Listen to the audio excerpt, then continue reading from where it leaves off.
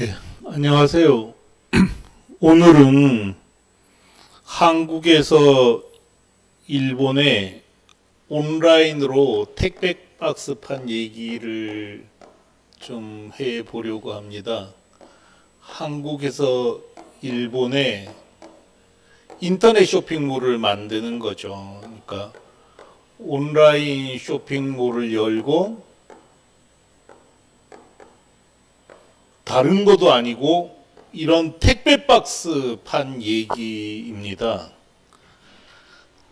정말 흥미진진하지 않을까요? 이게 뭐 이런 택배 박스를 일본에 어떻게 파냔 말이죠.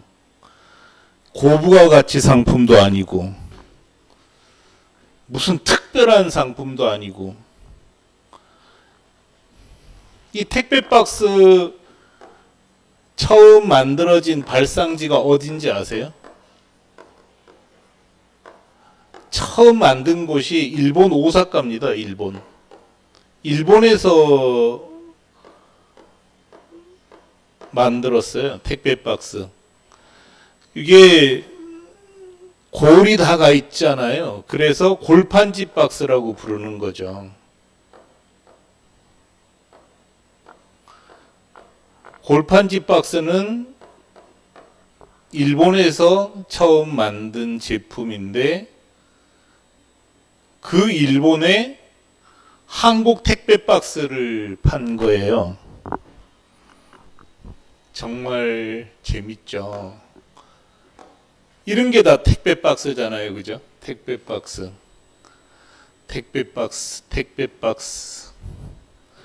종류가 무지하게 많습니다. 이런 건 A타입이라고 부르는 박스예요. A타입 박스. 이게 감귤 박스, 사과 박스. A타입 박스고. 이게 D타입인가? 뭐 하여간 무지하게 많아요. 무지하게. 카라멜 담는 거는 넣었다, 끼웠다 뺐다 하는 거잖아요. 진짜 종류 많아요. 이런 게 다 택배 박스예요. 그 다음에 색깔도 다 다르죠. 이렇게 흰색도 있고 이렇게 주로 많이 쓰는 크래프트색. 지금은 뭐 용어도 다 잊어먹었어요. 그 다음에 골도 다 다르죠. 골. 그러니까 골 두께. 제일 작은 게 보통 3mm. 3mm 좀 두꺼운 거 이런 거는 5mm짜리 쓰고 D타입 그래서 이거 두 개 합쳐서 8mm짜리도 있어요. 제일 얇은 게 2mm짜리가 있었나? 모르겠어요. 기억도 안 나요. 하도 오래돼서. 이거를 일본에 파는 거예요.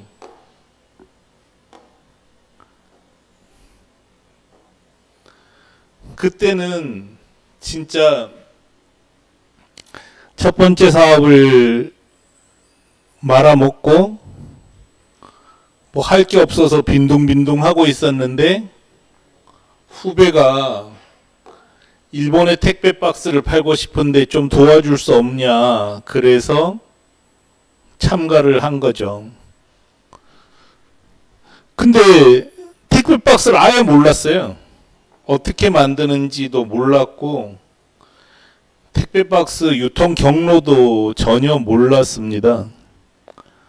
뭐 제작 시설도 몰랐고요. 시쳇말로 요즘 하는 말로 택배 박스는 1도 몰랐던 거죠.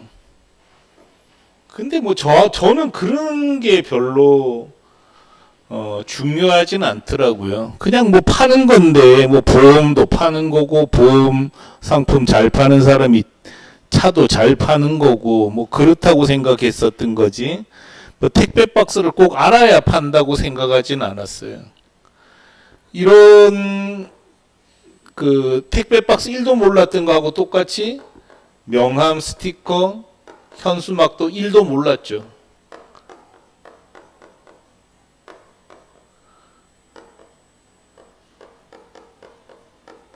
그 다음에 나중에 공기간판,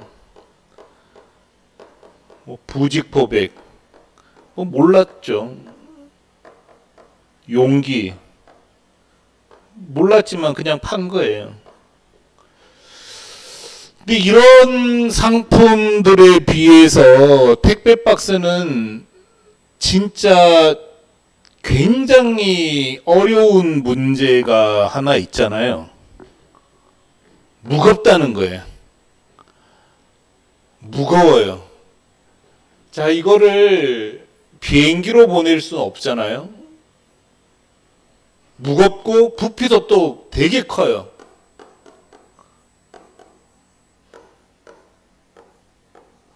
부피도 크고 무거우니까 이거를 그때그때 보낼 수는 없어요. 그래서 일본에 창고를 만들고 박스를 갖다 놓고 팔아야 되는 거죠. 근데 사람들은 이런 걸 되게 힘들어 하더라고요. 근데 일본에 창고 만들면 되는 거 아니에요?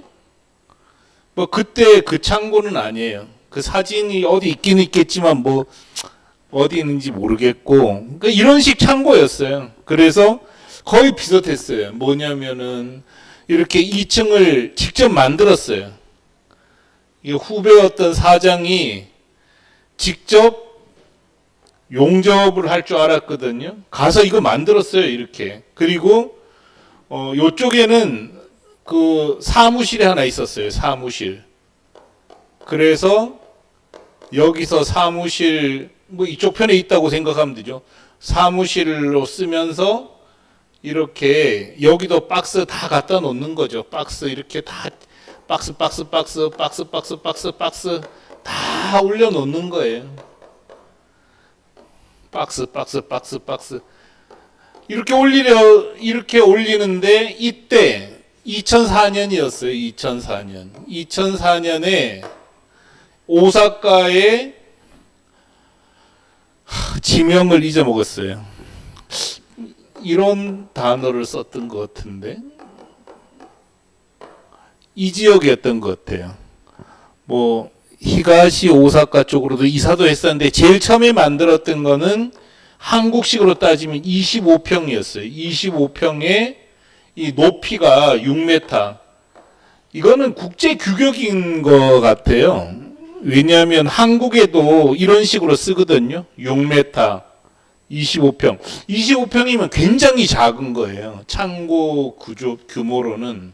근데 또 한국에 있는 친구 데리고 가고 그 후배였던 사장이 직접 이걸 또 다 돈이 없어서 이걸 또 직접 다 만들었어요. 이렇게까지 기둥이 많지는 않았고요. 근데 이게 당시에 월세로는 22만 엔 정도였던 것 같아요. 22만 엔. 한국보단 비싸지만 뭐 이거야 고정비인데 이런 거야 뭐 돈이 들겠어요. 그래서 뭐 이렇게 사무실도 있었으니까 이렇게 창고 갖다 놓고 컨테이너로 미리 다 옮겨 놓는 거죠. 근데 이게 서울에 있는 회사에서 부산에 창고 만드는 거하고 다를 게 뭐가 있습니까? 저는 이런 거는 별로 뭐 어렵다? 좀 귀찮다 이런 생각이 안 들더라고요. 서울하고 부산이나 서울하고 오사카나 다를 거는 하나도 없잖아요. 임대료가 조금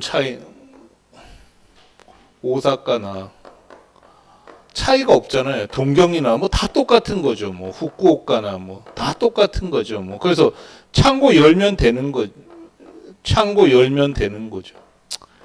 근데 제일 어려운 건 돈이 없었던 거죠. 돈이. 그 당시에 이제 이쪽에 사무실 있는데 직원이 2명 있었어요. 2명. 일본 법인 대표와 고개근대 여직원. 돈 없어서 일본 가서도 여기서 고기 구워 먹고 그랬는데 그거 뭐 몇 푼 아껴서 뭐 하려고 그거 아꼈는지 모르겠어요. 어쨌든 이렇게 아껴서 이렇게 했는데 여기 어떻게 올리냐? 올리기 위해서 또 이걸 산 거예요. 2층에 박스 올리려고 이걸 또 일본에서 안 사고 한국에서 사서 컨테이너에 실어서 보냈어요. 이걸 또 다 설치했죠. 그래서 이렇게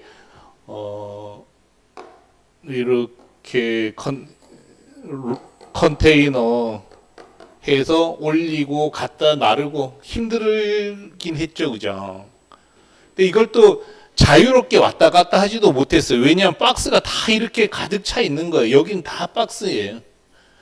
그러니까 뭐 이 기계가 움직일 틈은 없었고 그냥 뭐 손으로 옮기고 뭐 여기 있는 박스 가져다가 이렇게 내리고 생 난리를 쳐서 기반을 만들었습니다.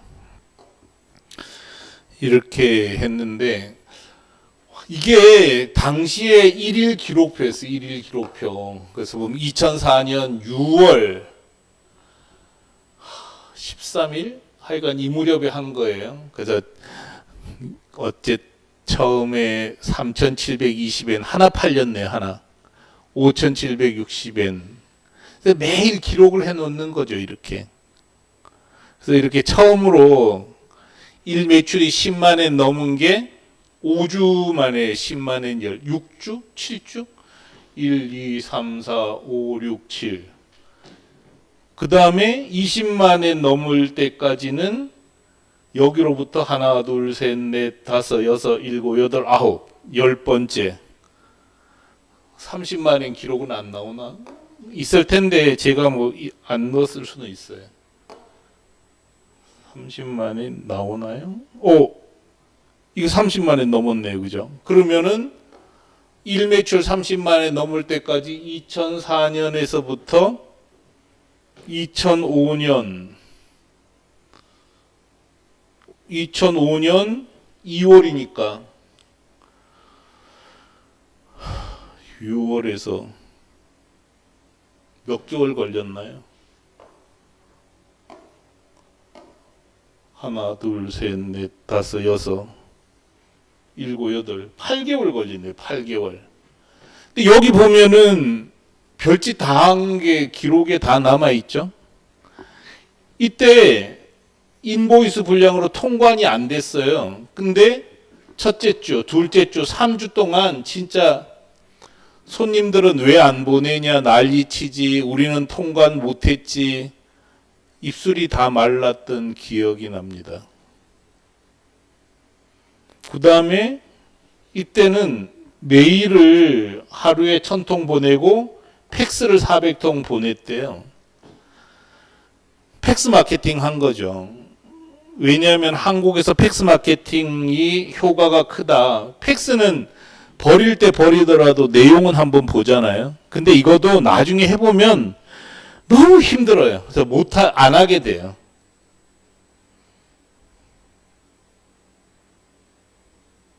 이때 뭐 처음으로 나흘 연속 20만 엔이 매출이 올랐네요. 8개월 만이죠. 그죠? 이런 식으로 줄기차게 해서 결국은 3년, 제가 2004년부터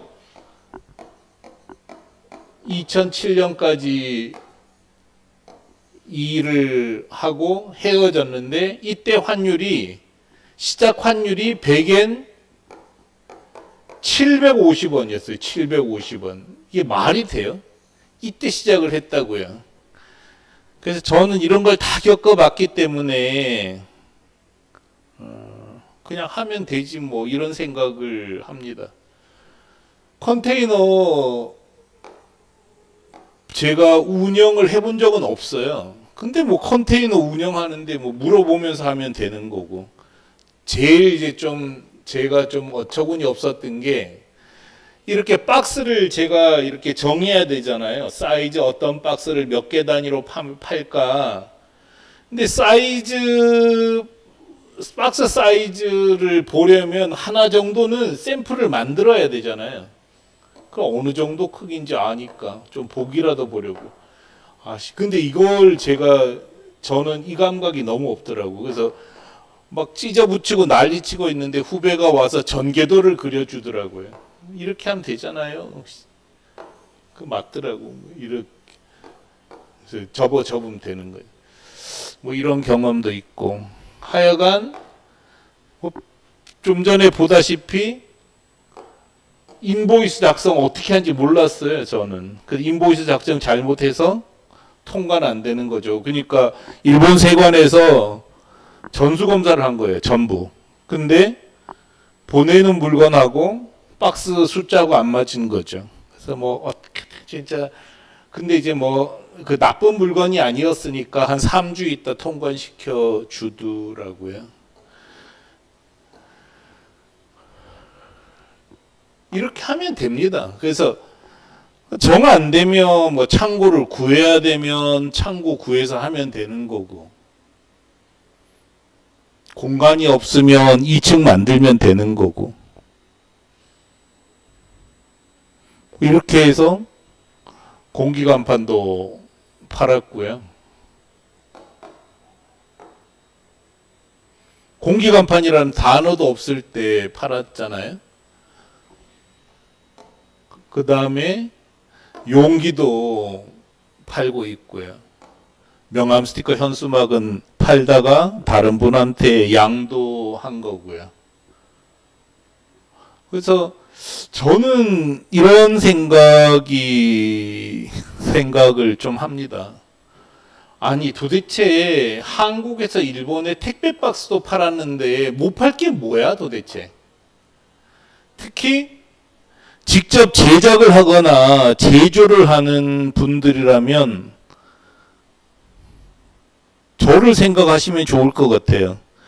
택배 박스가 뭔지도 모르면서 어떻게 만드는지도 모르면서 일본에 사무실하고 창고도 구해놓고 팔았네.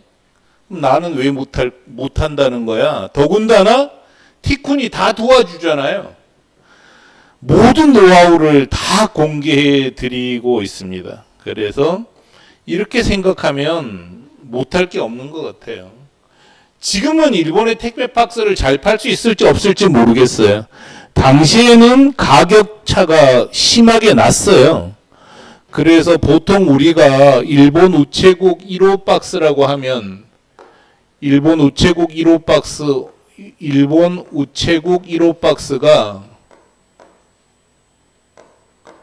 박스가 200 곱하기 140 곱하기 60이었거든요.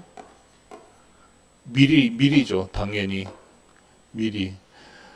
근데 이거 하나에 일본에서는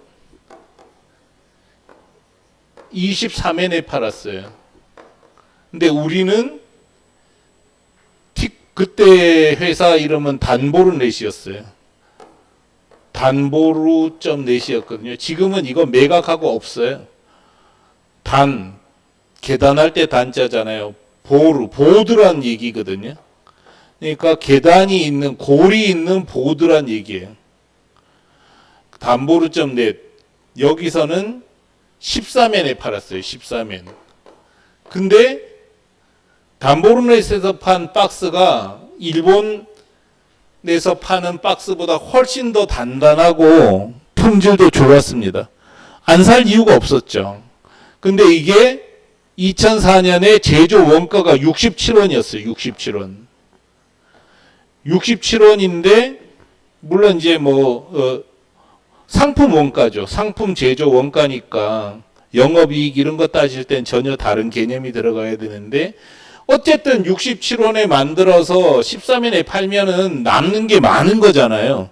그래서 많이만 팔면 되는 거다.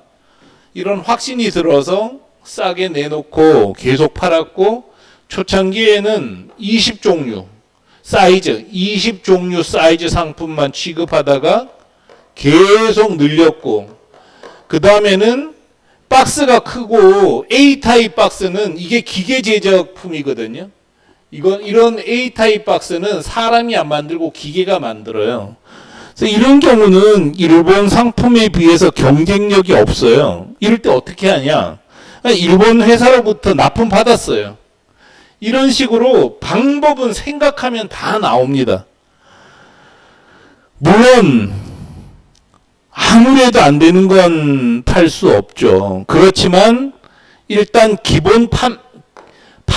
기본적으로 판매가 되는 상품이면은 방법은 만들 수 있다는 거죠. 그래서 일단 경쟁력이 있다는 게 확인되면 못 팔 수 없다. 경쟁력이 있으면 팔 수 있다. 물론 이 앞에 수요가 있으면, 수요가 있고 경쟁력이 있으면 홍보하면 팔린다. 이런 확신이 중요했던 것 같아요. 저는 딱 팔아보니까 이런 실적이 나오더라고요.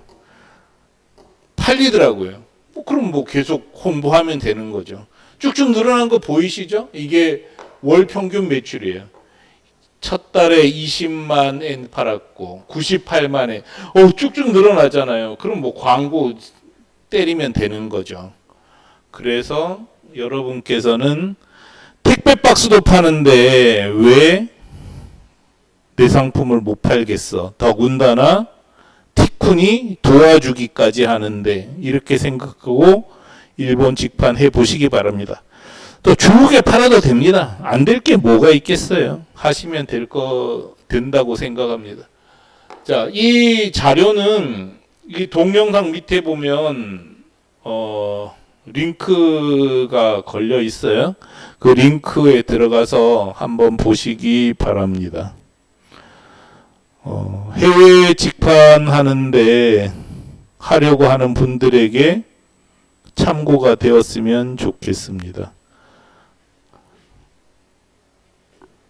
그리고 항상 해외 직판 단톡방에 들어와 계세요. 그러면 새로운 소식이나 이런 걸 빠뜨리지 않고 볼 수 있습니다.